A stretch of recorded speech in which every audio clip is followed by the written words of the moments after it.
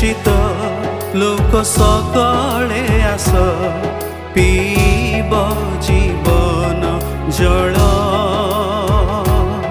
जे चाह आस सकळे आस पीब जीवन जल पीब जीवन जल। प्रिय श्रोता बंधु प्रभु यीशु ख्रीष्टଙ୍କ सर्वश्रेष्ठ नाम रे आपण को शुभेच्छा। पवित्र बाइबल रो माथ्यू लिखित सुसमाचार 6 अध्याय 23 पदरे आमने एपरि पाठ करू, किंतु तुम्भर चक्षु जेबे दूषित थाए तेबे तुम्भर समस्त शरीर अंधकारमय हेब। अतएव तुम्भ अंतरस्थ ज्योति जेबे अंधकार हुए तेबे सही अंधकार केड़े घोरतर। पाप हेतु मनुष्यर आत्मिक दृष्टि दुर्बल हो जाइछि।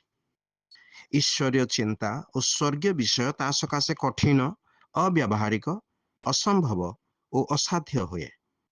यह अंधकार हेतु ता जीवन में कौन मार्गदर्शन प्राप्त हो पारे नहीं। मनुष्य निजर चिंता और जुक्ति को आलोक बोली भावे, पुणी बड़ प्रवंचना रे पड़ी रहे। ताहार यही आलोक तो अंधकार अटे। तेणु प्रभु कहते तेबे सही अंधकार केड़े घोरतर।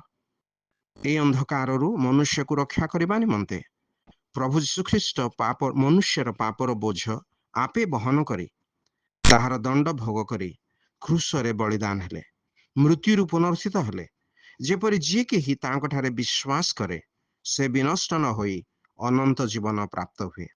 ताहार आत्मिक चक्षु प्रसन्न हुए, ताहार जीवनर इच्छा उद्देश्य ईश्वर को संतुष्ट करबा हो जाए। ताहार जीवन रे सत्य ज्योति आसे। आपण मध्य जेपरि ही सत्य ज्योति प्राप्त हेबे ईश्वर निकटरे आपण निमंते आमर ए प्रार्थना।